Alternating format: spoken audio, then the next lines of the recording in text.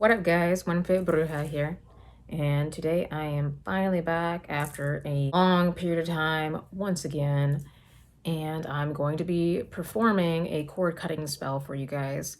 I remember saying that I was going to be doing some return to sender work, but I decided I'd prefer to do that in private instead. It had not happened yet, but I still want to fully concentrate in that and perform that at the right time for me and my partner, because this is going to be a joint effort.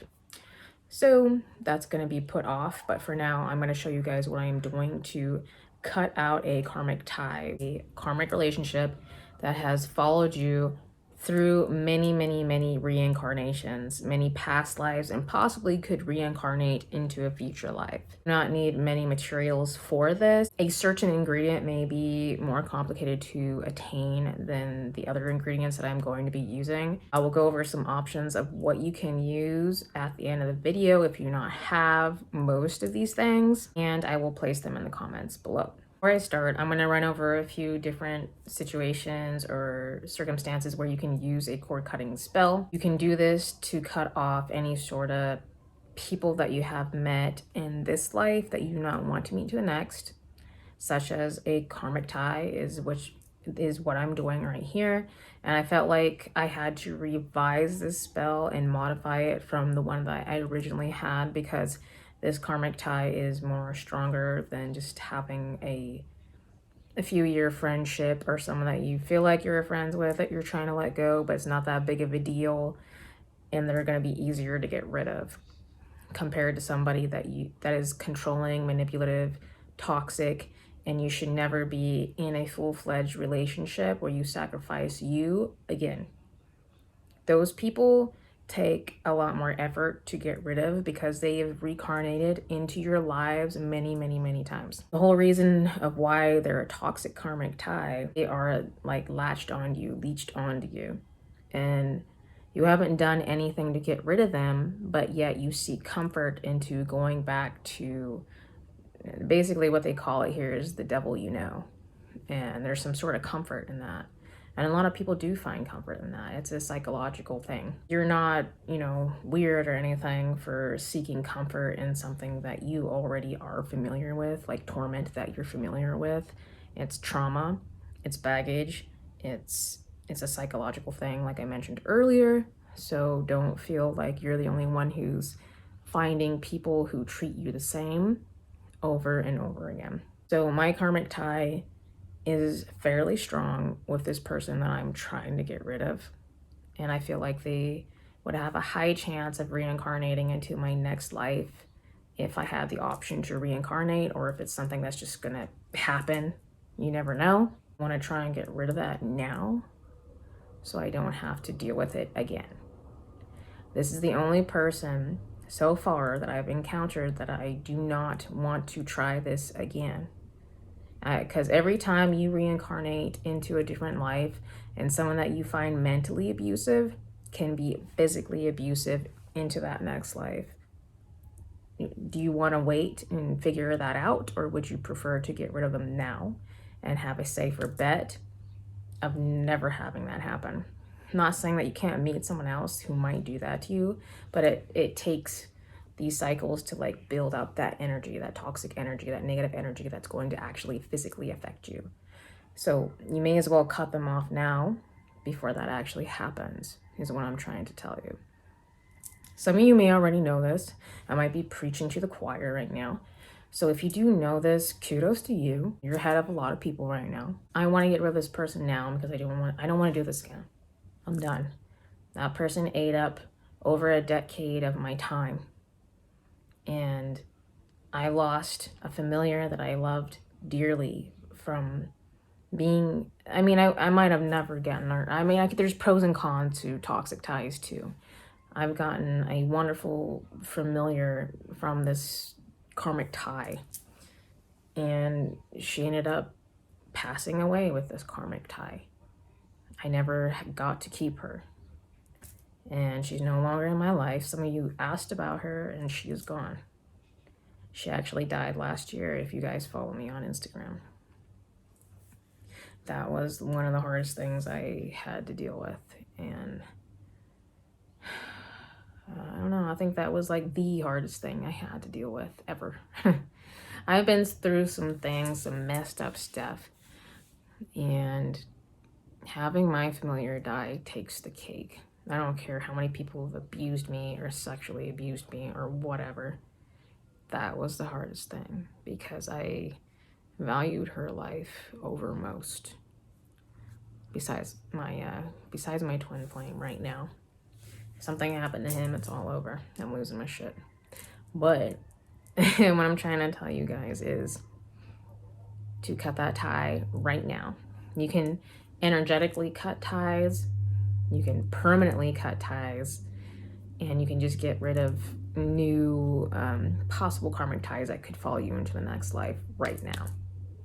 So you can use this spell to do all of those things. It's a very strong spell. It calls upon the dead and your spirit guides to help rid them and keep them away from you. So after roughly 5 minutes of explaining what the hell I am doing, I'm going to finally start. And I hope you guys give this a try and it works miracles for you. The items that you guys are going to need is some sort of tray and or dish to place everything into that does not burn or catch on fire easily. You will need some black salt, a black candle, which represents your negative karmic tie and or some sort of negative trait that you would like to banish from yourself to stop reoccurring in your next lives. You are going to be the red candle. You will need some sort of cord or twine. You can use the color that I have here stated in this video. You will need graveyard dirt and some obstacle removing oil or road opening oil.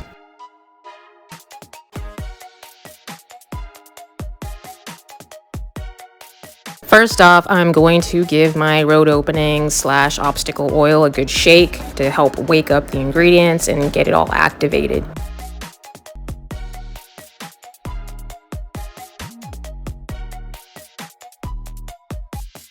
Before you guys pour the oil on top of these candles and dress them, you will need to engrave these candles. Red candle has my name on it 13 times and my birth date overlaying it 13 times.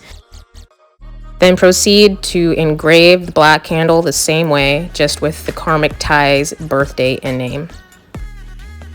Now, you might be wondering, why are we doing this 13 times? The number 13 in numerology is correlated with the dead and reincarnation.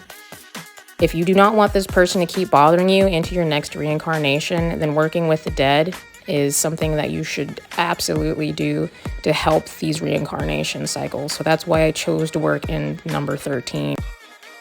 With this working, I chose to work with spirits. So I chose to have the graveyard dirt as a barrier for my next life reincarnation cycle.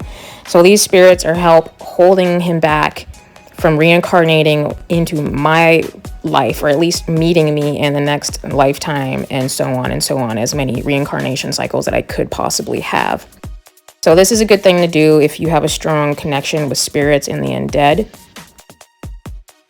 Next up, I'm going to go use the black salt, and this is very good for an aspect of protection while you do this, just in case you're a little bit weary with working with spirits. But if you are weary about working with spirits, you probably shouldn't be using things that coincide with spirits in the first place. Just getting that out there. But the black salt does offer a layer of protection, and it helps to banish the karmic tie out of your life. Now that you have the graveyard dirt and the black salt on your plate, you're going to set both candles about an inch or two away from each other. It's not completely precise. You're going to have to be precise about how far apart they are. And make sure they're steady and held up within the dirt and the black salt. And you're going to take your cord, and this symbolizes your guys' tie together. That is still somewhat lingering, still there, and you're trying to eliminate that tie. So go ahead and tie that cord around the top part of your candle.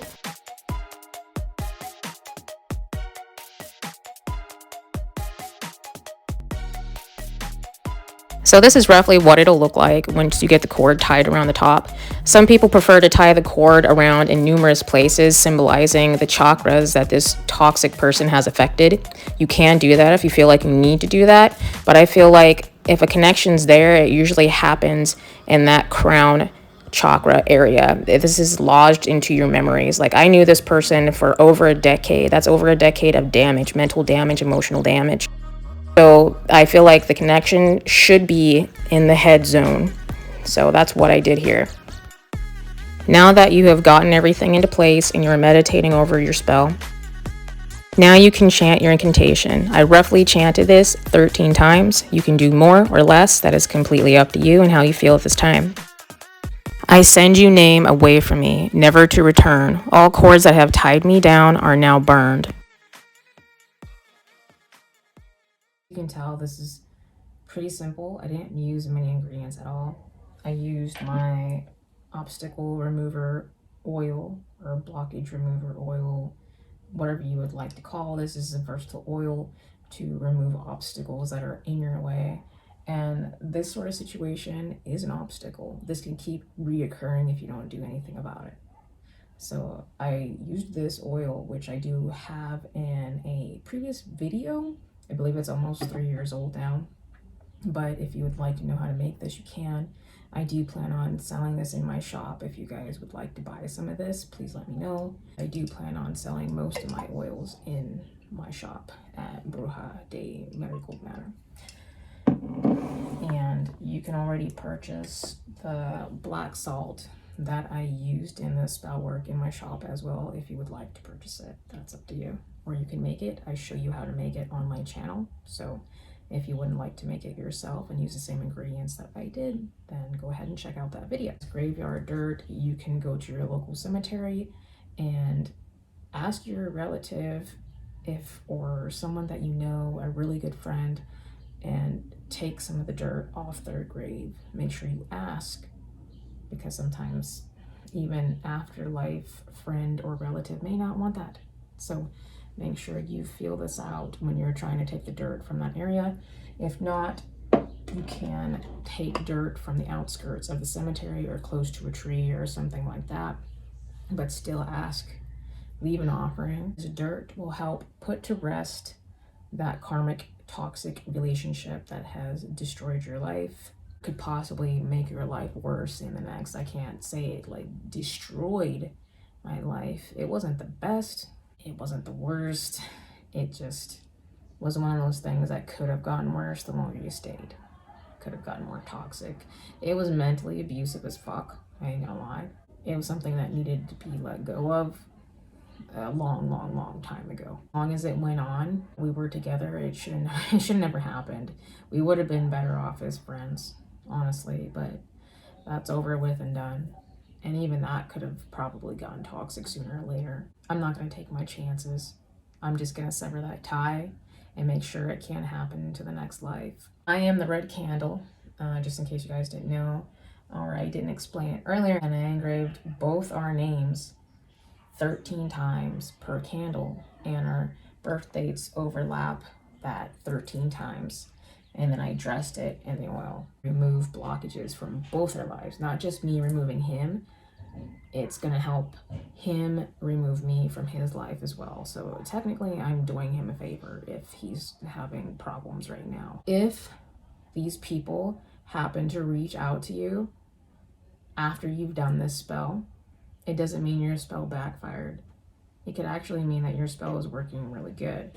These people are feeling some sort of way for a reason, because that energy is forcing them to reassess some sort of weird trauma that was in their life or some situation that brought you up, and it's triggering it.